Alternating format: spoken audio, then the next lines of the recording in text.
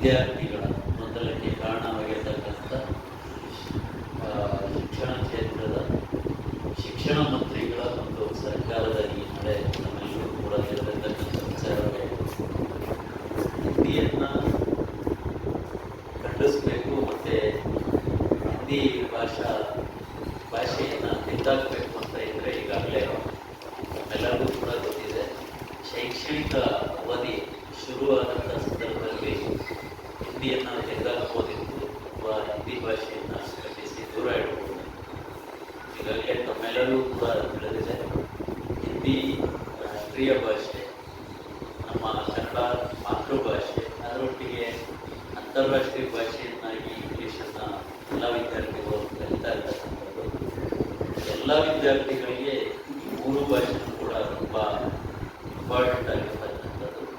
ಹಾಗಾಗಿ ಹಿಂದಿ ಭಾಷೆ ಏಕೆ ಬೇಕು ಅಂತಕ್ಕಂಥದ್ದಕ್ಕೆ ಈಗಾಗಲೇ ನಮ್ಮ ಸದಸ್ಯರು ಉತ್ತರವನ್ನು ನೀಡಿದ್ದಾರೆ. ಯಾಕಪ್ಪ ಅಂದರೆ IAS ನಂತಹ IPS ನಂತಹ ಇನ್ನಿತರ ಯಾವುದೇ ಕಾಂಪಿಟೇಷನ್ ಇರ್ತಕ್ಕಂಥ ಕಾಂಪಿಟೇಟಿವ್ ಎಕ್ಸಾಮ್ಗಳನ್ನು ಅಟೆಂಡ್ ಆಗಲಿಕ್ಕೆ ಮತ್ತು ವ್ಯಾವಹಾರಿಕವಾಗಿ ಭಾಷೆಯನ್ನು ಬಳಸಲಿಕ್ಕೆ ಭಾಷೆ ಬೇಕು. ಈಗಾಗಲೇ ಕಲಿಯೋಕ್ಕೆ ಕೋಟಿ ಭಾಷೆ, ಆಡೋಕ್ಕೆ ಒಂದೇ ಭಾಷೆ ಅಂತ ಹಿರಿಯರು ನಮಗೆ ಹೇಳಿದ್ದಾರೆ. ಹಾಗಾಗಿ ಭಾಷೆಗಳನ್ನು ಕಲಿಯೋದ್ರಿಂದ ಬೇರೆ ಭಾಷೆಗೆ ನಾವು ಮತಾಂತರ ಆಗೋ ರೀತಿಯಲ್ಲಿ ಬೇರೆ ಭಾಷೆಯನ್ನು ಜೀವನ ಪೂರ್ತಿ ನಾವು ಮನೆಯಲ್ಲಿ ಬಳಸ್ಕೊಂಡು ಹೋಗ್ತೀವಿ ಅನ್ನೋದು ತಪ್ಪು. ಯಾಕಪ್ಪ ಅಂದರೆ ಭಾಷೆ ಕಲೀಲಿಕ್ಕೆ ವ್ಯಾವಹಾರಿಕವಾಗಿ ವ್ಯವಹರಿಸಲಿಕ್ಕೆ ಭಾಷೆ ಬೇಕೇ ಬೇಕಾಗುತ್ತೆ. ನಮ್ಮ ಏನು ಕಾಂಗ್ರೆಸ್ ಸರ್ಕಾರ ಇದೆ, ಭಾಷೆಯ ಬಗ್ಗೆ ನೀಟಾಗಿ ತಿಳ್ಕೊಂಡ್ರೆ ಒಂದು ಉತ್ತಮವಾಗಿ ಇರುತ್ತೆ ಅಂತಕ್ಕಂಥದ್ದು. ಯಾಕೆಂದರೆ ಈಗಿರ್ತಕ್ಕಂಥ ಸಚಿವರು ಏನಿದ್ದಾರೆ, ಅದರಲ್ಲೂ ಶಿಕ್ಷಣ ಸಚಿವರು ಏನಿದ್ದಾರೆ, ಕನ್ನಡನೇ ನೀಟಾಗಿ ಮಾತಾಡೋಕ್ಕೆ ಬರೋದಿಲ್ಲ ಅಂತ ಯಾವುದೋ ಒಂದು ಇಂಟರ್ವ್ಯೂನಲ್ಲಿ ಸ್ಟೂಡೆಂಟ್ಸ್ಗಳೇ ಅವರಿಗೆ ಹೇಳಿದ್ದು ಕೂಡ.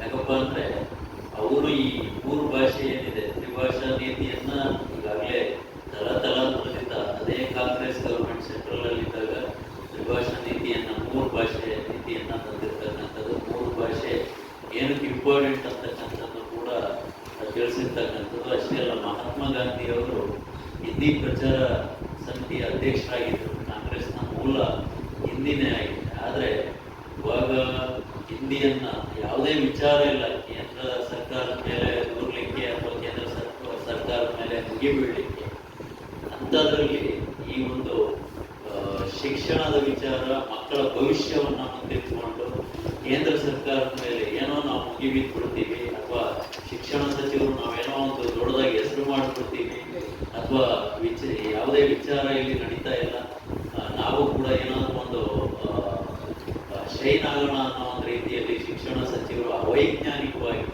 ಯಾವುದೇ ಶಿಕ್ಷಣ ತಜ್ಞರನ್ನು ಕರೆದು ಚರ್ಚೆ ಮಾಡದೆ ಅಥವಾ ಯಾವುದೇ ಒಂದು ಸಮಿತಿಯನ್ನು ರಚನೆ ಮಾಡದೆ, ವಿದ್ಯಾರ್ಥಿಗಳ ಮತ್ತು ಪೋಷಕರ ಒಪಿನಿಯನ್ನನ್ನು ತೆಗೆದುಕೊಳ್ಳದೆ ದಿಢೀರಂತ, ಅದು SSLC ಎಕ್ಸಾಮ್ ನಡೀತಾ ಇರ್ತಕ್ಕಂಥ ಸಂದರ್ಭದಲ್ಲಿ ನಾವು ಹಲವಾರು ಶಾಲೆಗಳಿಗೆ 3-4 ದಿನದಲ್ಲಿ ವಿಸಿಟ್ ಮಾಡಿದ್ವಿ, ಹಲವಾರು ವಿದ್ಯಾರ್ಥಿಗಳನ್ನ ವಿಚಾರಿಸಿದ್ವಿ ಕೂಡ. ಬಹಳ ಆತಂಕವನ್ನು ವಿದ್ಯಾರ್ಥಿಗಳು ವ್ಯಕ್ತಪಡಿಸಿದ್ದಾರೆ. ಸರ್, ನಾವು ವರ್ಷ ಪೂರ್ತಿ ಓದಿದ್ದೀವಿ, ನಮಗೆ ಒಂದು ಹಿಂದಿಯಲ್ಲಿ 100 ಮಾರ್ಕ್ಸ್ ಬರುತ್ತೆ. ಕೆಲವು ವಿದ್ಯಾರ್ಥಿಗಳು ಓಪನ್ ಆಗಿ ಹೇಳ್ತಾರೆ, ಬೇರೆ ಸಬ್ಜೆಕ್ಟಲ್ಲಿ ನಾವು ವೀಕ್ ಇದ್ವಿ, ಅಟ್ಲೀಸ್ಟ್ ಹಿಂದಿಯಲ್ಲಾದರೂ ಕೂಡ ನಾವು ಸ್ಕೋರ್ ಮಾಡೋಣ ಅಂತಕ್ಕಂಥ ಕನಸನ್ನು ಇಟ್ಕೊಂಡಿದ್ವಿ. ಅಂಥದ್ರಲ್ಲಿ ನಮಗೆ ಇವತ್ತು ಗ್ರೇಡ್ ಅಂತ ಹಾಕ್ಕೊಟ್ರೆ, ಈಗ ಗ್ರೇಡ್ ಅಂತಕ್ಕಂಥ ನಿಮಗೆಲ್ಲರೂ ಕೂಡ ಗೊತ್ತಿದೆ, ಮಾರಲ್ ಸೈನ್ಸು ಅಥವಾ ಫಿಸಿಕಲ್ ಆಕ್ಟಿವಿಟಿ ಈ ಥರ ಪ್ರೋಗ್ರೆಸ್ ಕಾರ್ಡಲ್ಲಿ ಗ್ರೇಡ್ ಹಾಕ್ಕೊಡೋದು. ಅದೇನು SSLC ಮಾರ್ಕ್ಸ್ ಕಾರ್ಡಲ್ಲಿ ಗ್ರೇಡ್ ಹಾಕ್ಕೊಡ್ತೀವಿ ಅಂತಕ್ಕಂಥದ್ದು ಇವತ್ತು ಅವೈಜ್ಞಾನಿಕವಾಗಿರ್ತಕ್ಕಂಥ ಒಂದು ನಿರ್ಧಾರ. ಹಾಗಾಗಿ ಏನು ಶಿಕ್ಷಣ ಸಚಿವರಿದ್ದಾರೆ, ಇದನ್ನು ತಕ್ಷಣ ವಾಪಸ್ ತಗೋಬೇಕು.